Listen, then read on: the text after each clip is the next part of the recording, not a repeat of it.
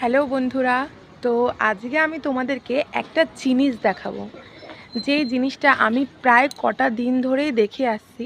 কটা দিন কেন বলবো, কয়েক বছর ধরেই দেখে আসছি। অ্যাকচুয়ালি আমরা থাকি কিন্তু কলকাতা শহরে, মানে দমদম ক্যান্টনমেন্ট মানে কলকাতা শহর। তো কলকাতা শহরটা আস্তে আস্তে কীভাবে ধ্বংসে পরিণত হচ্ছে সেটাই আজকে আমি তোমাদেরকে দেখাবো। তো দেখো, অন্ধকার কিন্তু হয়ে গেছে, সন্ধ্যা অলরেডি হয়ে গেছে, আর আজকে কিন্তু বেশ ভালোই হাওয়া দিচ্ছে। তো এই যে এরকম খুব সুন্দর সুন্দর হাওয়া দিচ্ছে।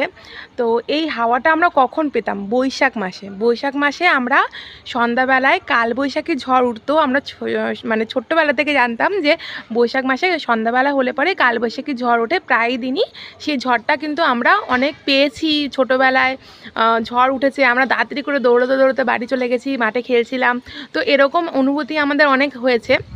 কিন্তু এখন কিন্তু এই ঝড়ের পরিমাণ অনেকটা কমে যাচ্ছে, আর অনেক রকমের ঝড় তৈরি হচ্ছে, আর তাদের আলাদা আলাদা করে নাম হচ্ছে। তো এখন যে নিয়মিত এই যে প্রতিদিন এই যে ঝড়গুলো যে হচ্ছে, এর পেছনে কিন্তু অনেক কারণ আছে। কারণ কি বলো তো, আমরাই না আস্তে আস্তে প্রকৃতিটাকে ধ্বংস করে ফেলছি।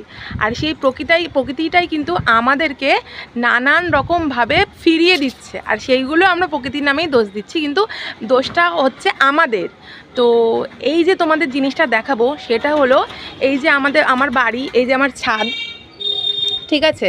আর আমার ছাদের সোজাসুজি দেখতে পাচ্ছ একটা ফ্ল্যাট হয়েছে, ঠিক আছে? ওই যে ফ্ল্যাটটা দেখা যাচ্ছে, সাদা ফ্ল্যাট। এই ফ্ল্যাটটা কিন্তু রিসেন্ট হয়েছে, কিছুদিন আগে এই ফ্ল্যাটটা হলো। আবার এই পাশে কিন্তু সোজাসুজি আর একটা ফ্ল্যাট আছে, ওটাও হচ্ছে।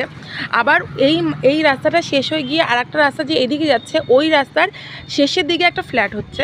আর দেখো, এই যে এই জায়গাটা হচ্ছে আমার পাশের জায়গা। সেই পাশের জায়গাটা, এই জায়গাটাতে মানে কত ঘর ছিল, কত গাছ ছিল।